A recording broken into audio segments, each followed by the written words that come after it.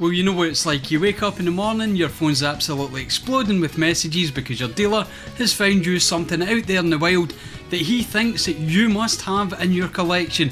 Now if you want to see what came my way, then you just wait until after these.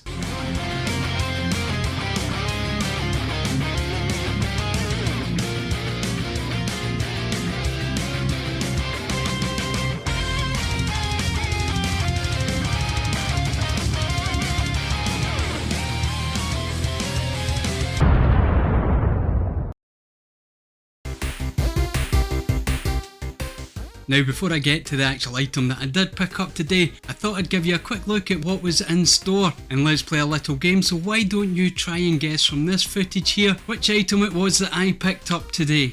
And also send out a big thank you to CeX for letting me shoot this footage and of course upload it.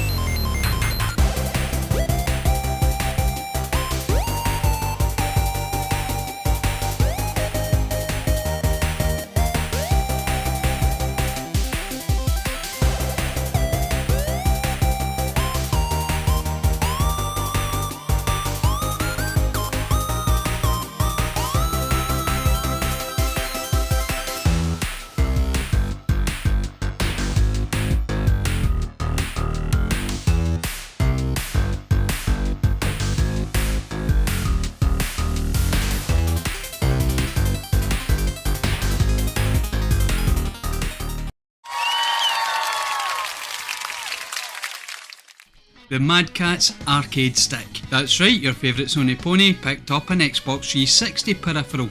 Now of course Mad Catz don't always have the best reputation when it comes to their third party peripherals, but when I saw this arcade stick I knew I had to get it into the collection, and believe it or not, it's not for playing on an Xbox 360, well not for me anyway. A quick glance over this little arcade stick shows it does have all the buttons and all in, well, almost the right places, but also one or two extras that you just don't get on conventional controllers. For example, a spinner which has a switch to turn it on or off, and it surrounds the right thumbstick, which means this controller could be ideal for playing games like Kaboom, Arkanoid or even Pong, which I can safely say that further down the line I will definitely be dipping into. But of course it's that wonderful shaft over the left thumbstick that really drew my attention, which of course the eagle-eyed will notice that there's a glaring omission. There's no knob. Is it truly an arcade stick without a knob? Well, who knows. The L3 button is still there, which might have some uses, but overall, is this a good buy? I don't know. I'm going to give it a try with some other games. Hadouken! Now of course there's no point in showing off a piece of tech like this Mad Catz arcade stick without giving it a proper playtest, and I'll be frankly honest right here, the reason I picked it up was to play ZX Spectrum games. So essentially what I've done in this case is pick up a piece of mid-2000s tech to play games from the 1980s on a PC built in the 2020s. And people still ask why the channel's called Generation Pixel. Go figure. But I can hear you all screaming, does the stick work? Well, it does, obviously, as you can see me playing The Way of the Exploding Fist here, which is a fantastic game to test out this particular device. It's a classic one-button fighter that relies heavily on the joystick movement. But does it work well? That is the next question, and therein lies the problem. Now, I was never a joystick player back in the day, and even to this day, I default to the keyboard when it comes to playing ZX Spectrum games. So I'm not sure if I can give a very accurate yes or no answer to this question. But for me, the stick in this is far too loose, and that's again maybe due to the fact that keyboard controls are always much tighter. But you can play the game and it does well enough, and maybe with a little practice it might even be a viable option for me. But what does it score in the Way of the Exploding Fist test? Well, for me, I'm going to give it a provisional 5 out of 10. Next up for the playtest, I'm going to go with one of the most hated games of all time. Well, hated by other people, not by me. I absolutely love Werewolf, and I can happily stand by that statement unless you're playing with a joystick, it would seem. Now I don't know whether it's this particular joystick that causes the problem, but for me it seems to explain a lot of the hatred for this game. This game without a doubt is played much better with the keyboard, and that's exactly how I will continue to play this game. Werewolf, you see, doesn't have a hover mechanic, so when you're in control of the helicopter you have to be pressing up to level up or pressing down to level when you're in descent. The joystick is just not intuitive enough for that. So the rating for this one is going to be all too easy. It's a traditional UK Eurovision score, nil point.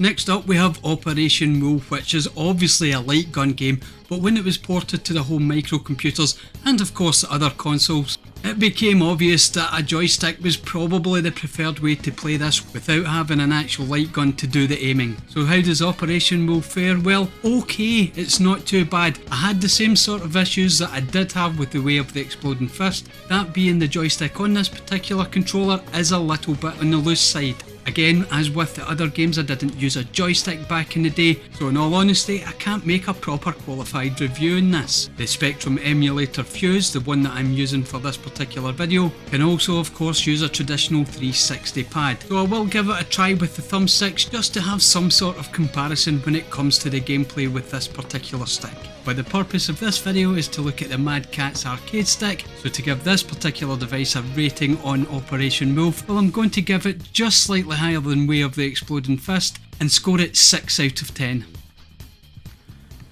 So there you go my friends, that's the Mad Catz arcade stick, and this is the first time I've ever seen anything like this, and to be frankly honest with you, I think it's not too bad. Quite happy I picked it up. There may be a few tweaks that I'll have to do to get it running to the way that I want it to run, and of course I need to try this rotary switch here. I just need to try Kaboom or Pong or something like that, maybe even a good game of Arkanoids. Now if this is something that you've seen before and want to talk about it, drop that down in the comments. Of course, if this is something you've never seen before and you want to talk about it, drop that down in the comments too, because the interaction between you and me, well, that's what makes YouTube special. Thank you very much for watching as always, and until next time, cheerio!